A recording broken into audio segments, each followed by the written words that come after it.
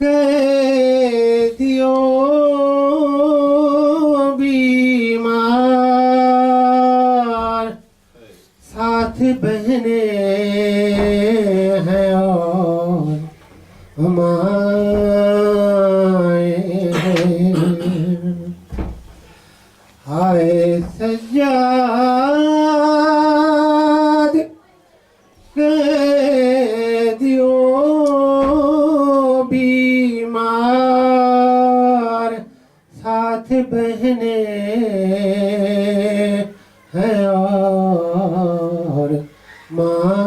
سرہنیزے پہ اور قبضے میں بیویوں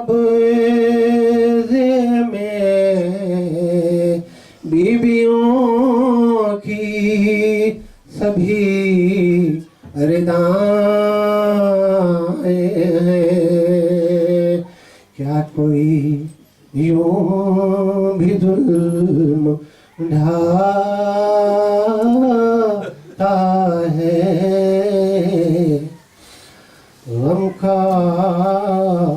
غم کی برسات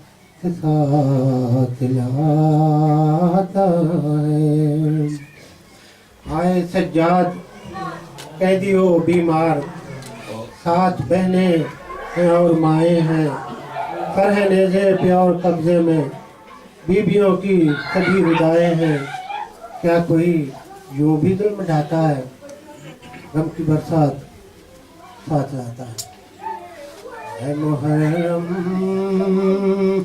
تجھے بھی آتا ہے غم کی برسات ساتھ لاتا ہے اللهم صل على محمد وآل محمد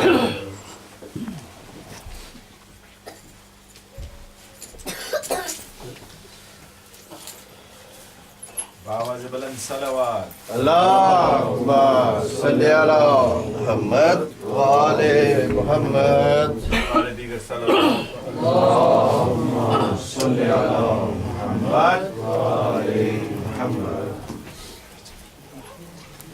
حسینیت زندہ باد حسینیت زندہ باد یزیدیت مردہ باد یزیدیت مردہ باد نعرہ حیدری یا علی بہتر صلوات اللهم صل على محمد وآل محمد رحم الله من يقرأ الفاتحة بسم الله الرحمن الرحيم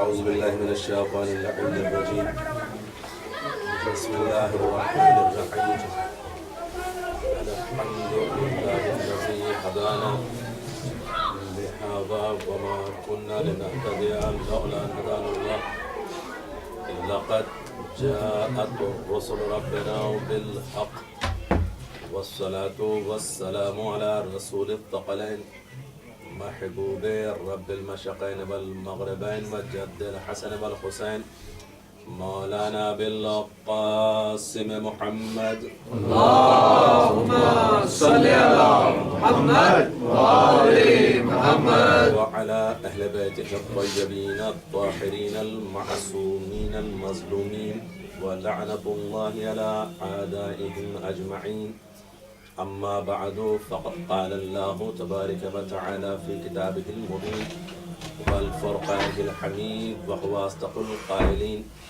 بسم الله الرحمن الرحيم يا أيها الذين آمنوا قوا أنفسكم وأهليكم نارا وقودها الناس والحجارة صلوات محمد وعلى اللهم صل على محمد وآل محمد سورہ تحریم کی سایہ کریمہ کے حوالے سے جو آپ گفتگو سماعت فرما رہے ہیں، اعلان باری تعالی یہی ہو رہا ہے، اے ایمان لانے والوں، اے ایمان رکھنے والوں، اپنے نفس کو اور اپنے اہل و عیال کو آگ سے بچاؤ، اس آگ سے کہ جو لوگوں کے ذریعے سے اور پتھروں کے ذریعے سے تیار کی گئی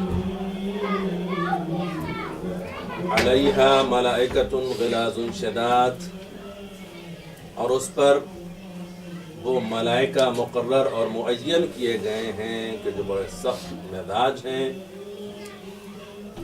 وہ نافرمانی پروردگار نہیں کرتے، انہیں جس بات کا حکم دیا جاتا ہے صرف اسی کو مطابق عمل کرتے ہیں۔ یہ پوری اس آیہ کریمہ کی اگر آپ قرآن مجید میں سورہ تحریم کی آیت نمبر 6 دیکھیں تو پورا ترجمہ آپ کو یہ مل جائے گا، اور یہ وضاحت سمجھ میں آ جائے گی کہ خدا چاہتا یہی ہے کہ کوئی بھی مومن، کوئی بھی صاحب ایمان آگ کی نظر نہ ہونے پائے، اور اس کی وجہ بھی اللہ نے خود بیان فرمائی ہے اسی قرآن مجید میں، کیونکہ یہ آگ مومنوں کے لیے نہیں ہے۔ اس آگ کو جو تیار کیا گیا ہے وہ صاحبان ایمان کے لیے نہیں تیار کیا گیا ہے، تیار یہ کسی اور کے لیے کی گئی ہے، مگر بتایا مومنین کو بھی جا رہا ہے کہ دیکھو تمہیں اس آگ سے بچنا ہے، اور کہیں زیادہ دور جانے کی ضرورت نہیں ہے۔ اگر آپ کو قرآن مجید کے مطالعے کا ذرا بھی شوق ہے تو آپ اس میں سورہ بقرہ ہی کے آیات میں اس بات کی وضاحت کی گئی ہے۔ بعض ایسے بھی افراد تھے کہ جنہیں قرآن مجید کے کلام الہی ہونے کا شک ہے، تو انہیں یہ چیلنج کیا گیا کہ بھائی اگر تم اس میں کوئی شک سمجھتے ہو کہ یہ کلام الہی نہیں ہے تو تم خدا کو چھوڑ کر جسے بھی چاہو اپنا ساتھی اور ہمدرد بنا لو، اور اس کی ایک آیت کا جواب لے کر آؤ۔ یہ چیلنج پہلے اللہ نے کیا ان لوگوں کو کہ جو یہ سمجھتے ہیں کہ یہ آیت الہی نہیں ہے۔ نعوذ باللہ، پیغمبر اسلام نے اپنی طرف سے باتیں کہنی شروع کر دی ہیں، جیسا کہ یزید نے کہا بھی تھا کہ کوئی وحی وغیرہ نازل نہیں ہوتی تھی، یہ سب ابن عبداللہ نے اپنی طرف سے بنا لیا تھا۔ اس کا دعویٰ کہ جو یزید نے بعد میں کہا تھا حیات پیغمبر میں بھی کچھ ایسے افراد تھے کہ جنہیں قرآن مجید کی آیات کے بارے میں یہ شک تھا کہ یہ کلام الہی نہیں ہے۔ جب انہیں یہ شک ہوا تو یہ دعویٰ ان کے سامنے پیش کیا گیا کہ اگر تمہیں ریب ہے، شک ہے، کوئی کسی طریقے کا شبہ ہے کہ یہ کلام الہی نہیں ہے تو تمہیں چیلنج کیا جا رہا ہے، خدا کو چھوڑ دو، باقی جسے چاہو تم اپنا ہمنوا ساتھی اور ہمدرد اور دوست بنا لو، اور اس کی ایک آیت کے مد مقابل میں کوئی آیت بنا کے لے آؤ،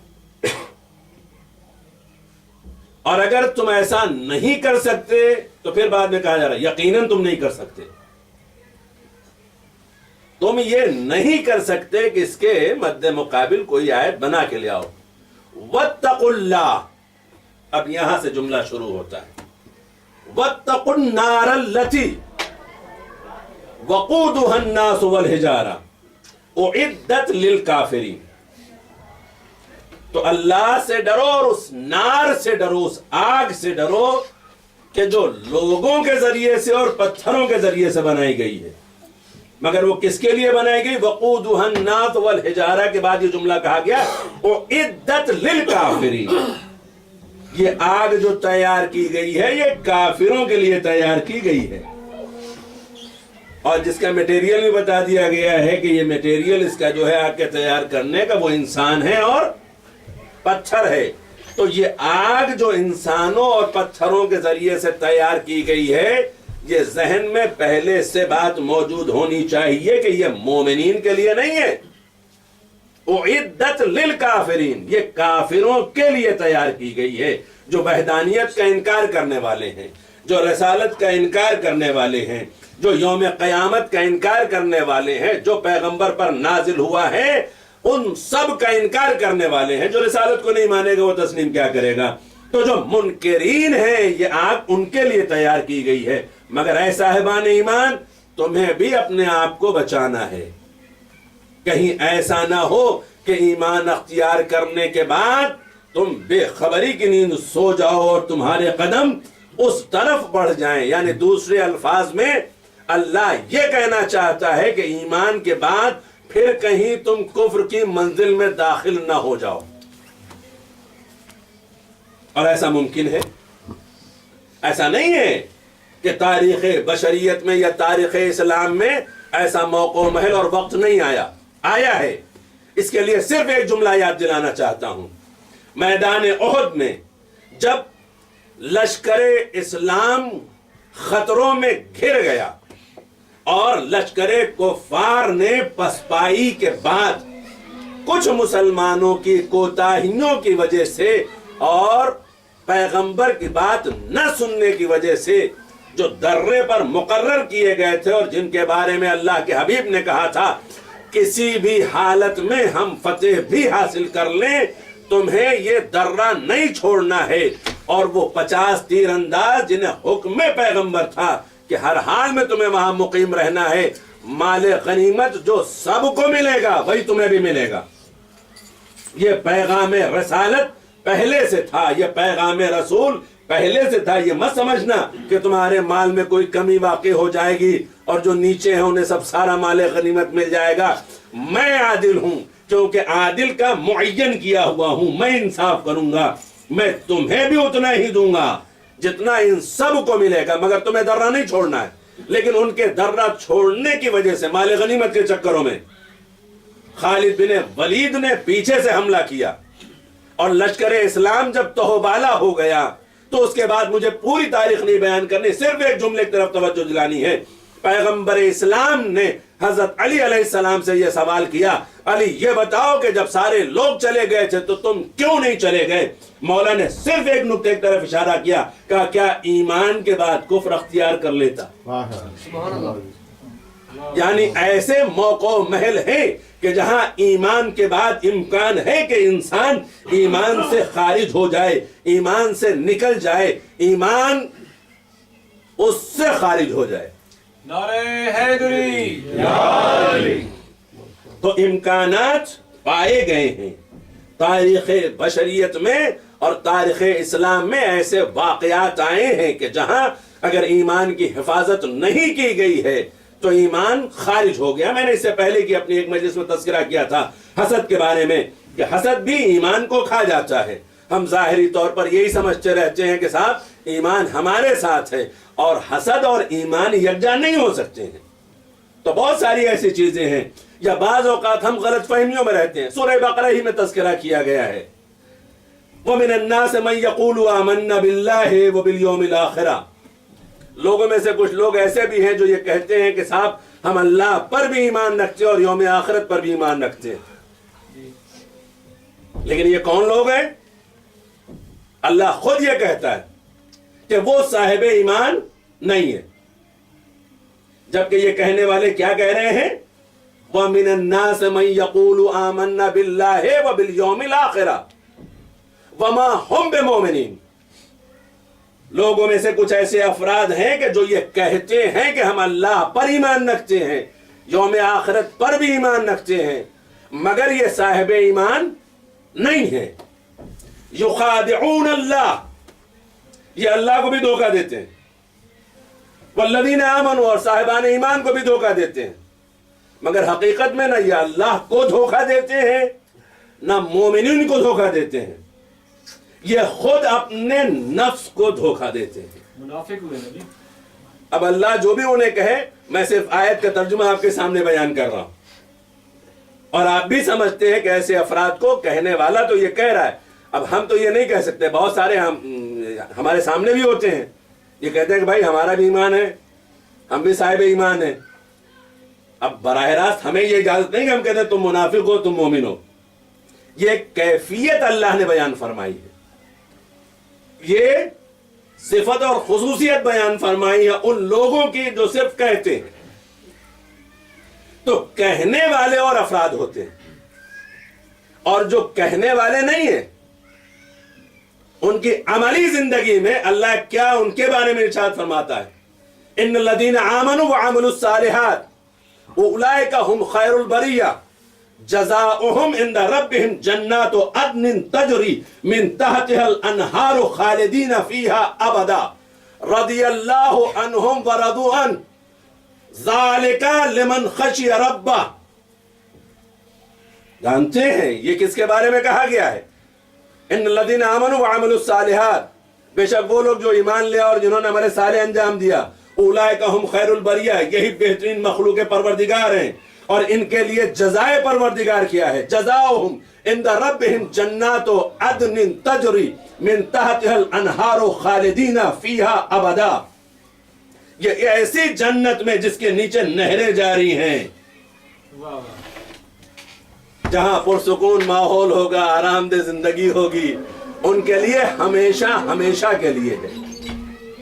کس لیے؟ جزاؤہم عند ربہم، ان کے پروردگار کی طرف سے جزا کے طور پر، یہ انعام ہے اللہ کی طرف سے کہ جو صاحب ایمان ہے اور عمل صالح انجام دینے والے ہیں، انہیں یہ کہیں نہیں کہا گیا کہ یہ کہنے والے ہیں، بلکہ جملہ یہ ہے ان الذین آمنوا وعملوا الصالحات اولئک هم خیر البریہ، جو صاحب ایمان ہیں، جو ایمان لانے والے ہیں اور عمل صالح، اس کا مطلب ہی یہ ہے کہ ایمان کی تصدیق عمل کرتا ہے، ایمان کا پروف عمل ہے۔ اگر وحدانیت پر یقین ہے، رسالت پر یقین ہے، اور یوم آخرت پر یقین ہے، امامت پر یقین ہے، ولایت پر یقین ہے، تو انسان یہ جانتے ہوئے عمل صالح اپنی زندگی میں اپناتا ہے، اور اسی لیے بار بار کہا جاتا ہے اطیعوا اللہ واطیعوا الرسول واولی الامر منکم، اللہ اور رسول کی اطاعت کرو، صاحب الامر کی اطاعت کرو۔ اطاعت کا مفہوم ہی ہے کہ جب تم مانتے ہو تو ان کی پیروی کرو،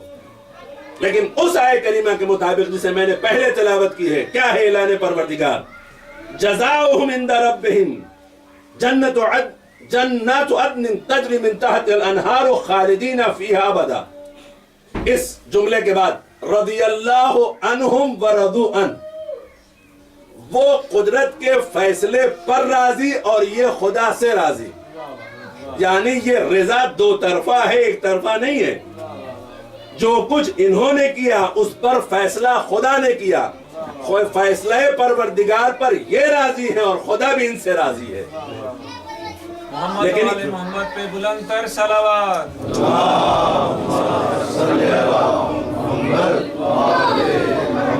لیکن یہ سب کون کرتا ہے؟ ذالک لمن خشی ربہ، یہ وہ کرتے ہیں کہ جو اپنے دلوں میں خشیت پروردگار رکھتے ہیں، جو اپنے قلب میں خشیت کا مطلب خوف نہیں ہے، ڈر نہیں ہے۔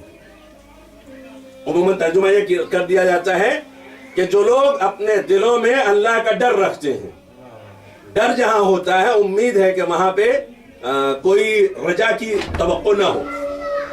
خوف کا مطلب بعض اوقات ایسے بھی ہوتا ہے جب انسان دشمن سے ڈرتا ہے تو وہاں کوئی توقع اور امید نہیں ہوتی ہے، تو خوف وہ بھی ہے، لیکن خشیت اسے کہتے ہیں کہ جہاں رجا بھی پائی جائے، امید بھی پائی جائے، خوف کے ساتھ ساتھ جہاں امید بھی ہو۔ جیسے بچے ہیں، والدین سے ڈرتے ہیں مگر امید بھی رکھتے ہیں کہ اگر یہ ہمیں پنش بھی کریں گے تو معاف بھی کریں گے، تو جہاں ڈر کے ساتھ ساتھ امید ہوتی ہے اسے خشیت کہا جاتا ہے۔ تو یہ ان لوگوں کے لیے ہے کہ جو اپنے پروردگار سے خشیت رکھتے ہیں اپنے قلب۔ مولوی صاحب ذرا بیان کریں، کھل کے بیان کریں۔ لوگ دعا کرتے ہیں کہ یا اللہ، نماز کے بعد کہ یا اللہ تو ہم سے راضی ہو جا، اور اللہ تعالیٰ کہتے ہیں کہ اے محمد میرے محبوب تو مجھ سے راضی ہو جا۔ آپ بیان کریں مولوی صاحب۔ میں بیان ہی کر رہا ہوں، میرے خاص ہے صلوات محمد والے۔ بزرگوں کو سمجھ آتی ہے، جوان شاید نہیں پہنچ پاتے۔ نہیں، ماشاءاللہ سے جوان بھی سمجھ رہے ہیں۔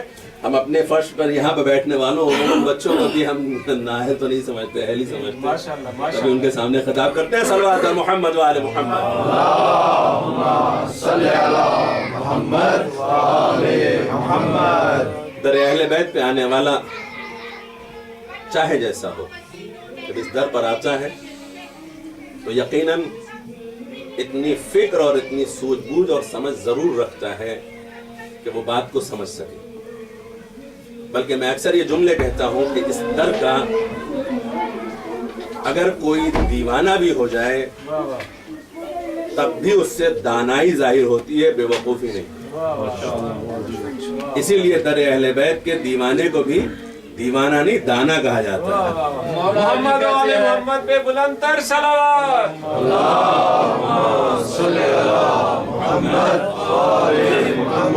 علی کا فرمان ہے کہ میرا مومن میرا شیعہ جہل نہیں ہوتا. صحیح، یس حقیقت ہے. اور صاحب سرونی کا ماننے والا اگر جاہل ہو تو پھر اس سے بڑی بدبختی اور کیا ہوگی. نعرہ حیدری. عزیزان محترم، اصل مسئلہ صرف یہ ہے کہ ایمان کو سمجھا جائے کہ ایمان کی تعریف کیا ہے، ایمان کی ڈیفینیشن کیا ہے، ایمان کہتے کسے ہیں، ایمان کی قوت کیا ہے، ایمان کی ویلیو کیا ہے. سب سے بڑا مسئلہ یہ ہوتا ہے کہ ہم صاحب ایمان ہو جاتے ہیں مگر نہ ایمان کی ویلیو سمجھتے ہیں نہ اس کی قوت سمجھتے ہیں. معصوم سے سوال کیا گیا، مولا یہ بتائیے کہ اگر کوئی مومن کی حیثیت کیا ہے؟ کہ اگر اشارہ کر دے درخت اپنی جگہ کو چھوڑ دے. درخت نے موو ہونا شروع کیا. مولانا نے کہا ٹھہر جا، میں نے تجھے ہلنے کے لیے نہیں کہا ہے، میں تو صرف اسے بتا رہا تھا کہ قوت ایمان سمجھو کیا ہوتی ہے. یہ قوت ایمان کے بارے میں امام بتا رہے ہیں کہ اگر کوئی حقیقتاً، اور یہی وجہ ہے کہ بہلول جیسا دیوانہ بیٹھ کر کے جنت جو بیچ رہا تھا وہ اپنی قوت کا مظاہرہ کر رہا تھا، بتا رہا تھا جانتے ہو ہم کون ہیں؟ ہم غلام اہل بیت ہیں. تو جو غلام اہل بیت ہوتا ہے وہ اپنے ایمان کی قوت کے بارے میں وضاحت ضرور کر دیتا ہے، اور یہ بھی جانتا ہے کہ جو بغیر دیکھے مجھ پر یقین کر کے خریدے گا اسے دوں گا، اور جو پھر دیکھ کر کے لالچ میں خریدنے آئے گا اسے نہیں دوں گا. یہ بھی جانتا ہے وہ، ایسا نہیں ہے کہ نہیں جانتا، جانتا ہے. تو قوت ایمان اور ایمان کی ویلیو کیا ہے ہم کتنا جانتے ہیں؟ اگر میں آپ کے سامنے یہ بیان کروں کہ آپ بتائیں کہ اگر میں آؤں اور آ کر کے کہوں اپنا ایمان آپ مجھے دے دیجیے، میں آپ کو پوری مملکت دے دیتا ہوں، آپ لے لیں گے؟ بہت سارے ایسے لے لیں گے، کہیں گے ایمان تو دل کی بات ہے، ہم نے زبانی تو کہا اس سے کیا فرق پڑتا ہے، کون سا ہمارا ایمان چلا جائے گا، مملکت تو مل جائے گی. ایسا نہیں ہے. ایک شخص چھٹے امام کی خدمت میں آیا. اللہم صلی علی محمد آل محمد. آنے کے بعد امام صادق کی خدمت میں کہنے لگا، مولا غربت نے بہت ستایا ہوا ہے، آج کل بڑی پریشانی ہے، حالات اچھے نہیں ہیں، آپ کچھ تعاون فرمائیں. مولا مسکرائے چہرے کو دیکھ کر کے، کیا کیسی باتیں کر رہے ہو، دولت گھر میں چھپا کے آئے ہو اور اس کے بعد مجھ سے کہتے ہو کہ غریب ہو. وہ پریشان ہو گیا. صلوات محمد وعلی محمد. اللہم صلی علی محمد وعلی محمد. بارے دیگر سلام. اللہم صلی علی محمد وعلی محمد. امام نے جب یہ جملہ کہا کہ تم تو دولت چھپا کے رکھے ہوئے ہو اور مجھ سے کہتے ہو کہ غریب ہو، مفلس ہو، کس بات کا شکوہ کر رہے ہو؟ تو یقیناً مومن تھا. اس بلندی تک نہیں پہنچا جہاں امام پہنچانا چاہتے تھے، لیکن امام پھر پہنچانا چاہتے ہیں. کہا اچھا یہ بتا، اگر تیری دولت کے بارے میں تجھے خبر دے دوں اور اس دولت کو میں خریدنا چاہوں، تو جتنی بھی دولت مانگے گا میں دے دوں گا، مگر وہ دولت تو مجھے دے دے گا. کیا مولا میرے پاس ہے ہی نہیں دولت؟ آپ کس دولت کی بات کر رہے ہیں؟ اگر میرے پاس دولت ہوتی تو میں آپ سے یہ گفتگو کیوں کرتا؟ کہا ابھی بھی تو اگر متوجہ نہیں ہوا تو میں تیری توجہ دلانا چاہتا ہوں. ایک دولت ایمان تیرے پاس ہے، وہ تو مجھے دے دے، اس کے بعد جو چاہے سوال کر، میں تجھے عطا کر دوں گا. کہا مولا یہ فروخت ہونے والی چیز تو نہیں ہے، اسے تو میں نہیں دے سکتا. کہا پھر جب اتنی بڑی دولت رکھے ہوئے ہے کہ میں ہر شے دینے کے لیے تیار ہوں، میں ہر شے دینے کے لیے تیار ہوں، مگر جو ہماری محبت ہے، نبی کی محبت ہے، اللہ کی محبت ہے، تیرے قلب میں موجود ہے، اس سے بڑی دنیا کی کوئی اور دولت نہیں ہو سکتی. نعرہ حیدری. کہ مولا اس دولت کا سودا نہیں ہو سکتا، اور یقیناً نہیں ہو سکتا. بار بار اماموں نے یہ کہا ہے. اپنے مقام کو اور اپنی حیثیت کو پہچانو. تمہاری قیمت جنت سے کم ہے ہی نہیں، تو کبھی جنت سے کم پر سودا نہ کرنا. یہ تو معصومین نے سمجھایا. اللہ خود بھی کہتا ہے ان اللہ اشتری من المؤمنین انفسهم واموالهم بان لهم الجنہ. اللہ نے صاحبان ایمان کے نفس کو بھی اور ان کے مال کو جنت کے عوض میں خرید لیا ہے. اللہ نے خرید لیا ہے مومنین کے نفس کو بھی اور ان کے مال کو بھی جنت کے عوض میں. جب بات مومن کی ہوئی تو کہا ہم نے نفس خرید کر کے، مال خرید کر کے انہیں جنت دے دی ہے. لیکن جب بات امیر المومنین کی ہوئی کہا جنت اس کا عوض نہیں ہے. اسی لیے اعلان ہوا وَمِنَ النَّاسِ مَن يَشْرِي نَفْسَهُ ابْتِغَاءَ مَرْضَاتِ اللَّهِ. لوگوں میں کچھ ایسے بھی ہیں کہ جن کے نفس کو خدا خرید کے اپنی رضا انہیں دے رہا ہے. صلوات بر محمد وآل محمد. اللهم صل على محمد وآل محمد. اے جنت تجھ میں حور و قصور رہتے ہیں، اے جنت تجھ میں حور و قصور رہتے ہیں، ہم نے مانا قصور رہتے ہیں. مومن کے دل کا طواف کر جنت اس کے دل میں 14 معصوم رہتے ہیں.